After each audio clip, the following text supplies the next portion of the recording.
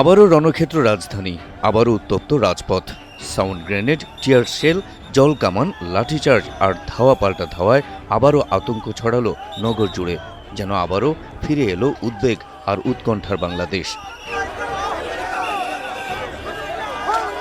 শুক্রবার দুপুর থেকে প্রধান উপদেষ্টার বাসভবন যমুনার সামনে অবস্থানরত ইনকিলাব মঞ্চের নেতাকর্মী এবং নবম পে স্কেলের দাবি বাস্তবায়নের লক্ষ্যে সরকারি কর্মচারী দাবি আদায় ঐক্য পরিষদের নেতাকর্মীদের সঙ্গে পুলিশের ব্যাপক সংঘর্ষের পর এই উত্তপ্ত পরিস্থিতির শুরু।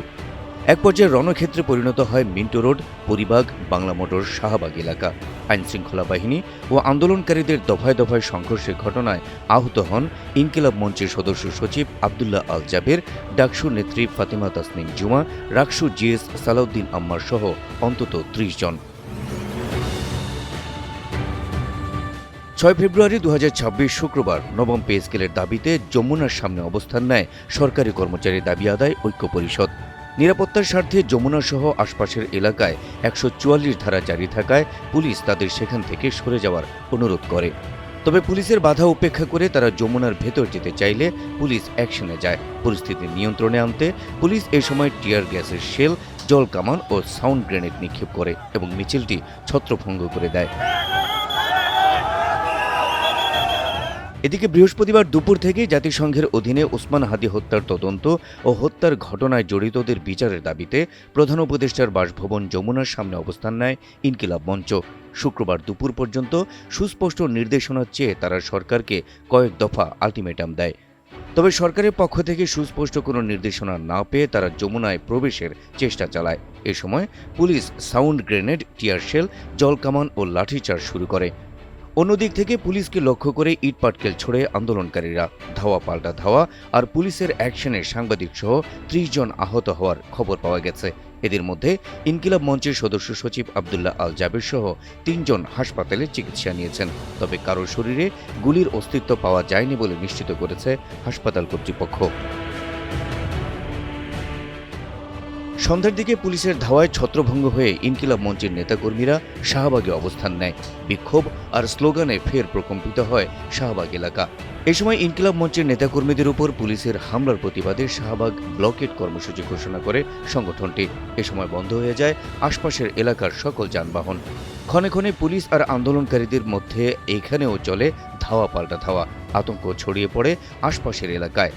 এক পর্যায়ে রাত ৮:৩০টার দিকে পুলিশের আগ্রাসী তৎপরতায় শাহবাগ থেকে পিছু হটে ইনকিলাব মঞ্চের নেতাকর্মীরা। এ সময় পুলিশের বিরুদ্ধে হামলার অভিযোগ আনেন বেশ কয়েকজন গণমাধ্যম কর্মী। উত্তেজনা ছড়িয়ে পড়ে নিউজ কভার করতে যাওয়া মিডিয়া কর্মীদের মধ্যে। সবশেষ 8:45টার দিকে আহত অবস্থায় লাইভে এসে বক্তব্য রাখেন ইনকিলাব মঞ্চের সদস্য সচিব আবদুল্লাহ আল জাবের। এ সময় তিনি তাদের উপর আইনশৃঙ্খলা বাহিনীর ন্যাক্কারজনক হামলার তীব্র নিন্দা জানান। যেভাবে যে পন্থায় হামলা করা হয়েছে সেটি ফ্যাসিস্ট আমলের আচরণের সঙ্গে মিলে যায় বলে মন্তব্য করেন তিনি। জাবের বলেন, সরকার ৮ তারিখে জাতিসংঘে চিঠি পাঠানোর প্রতিশ্রুতি দিয়েছে, তাই সরকারকে ৮ তারিখ পর্যন্ত সময় দেওয়া হলো। তবে জাতিসংঘে পাঠানো সেই চিঠির বিস্তারিত আগে ইনকিলাব মঞ্চকে জানাতে হবে বলেও মন্তব্য করেন তিনি।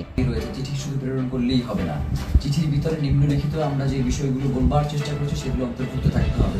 লাইভে নির্বাচন নিয়েও কথা বলেন জাবের। বলেন, যারা নির্বাচন চায় না তারাই এই ন্যাক্কারজনক হামলা চালিয়েছে। তবে যে কোনো মূল্যে নির্বাচন হতে হবে এবং সেটি আগামী 12 তারিখেই হতে হবে বলে মন্তব্য করেন জাবের।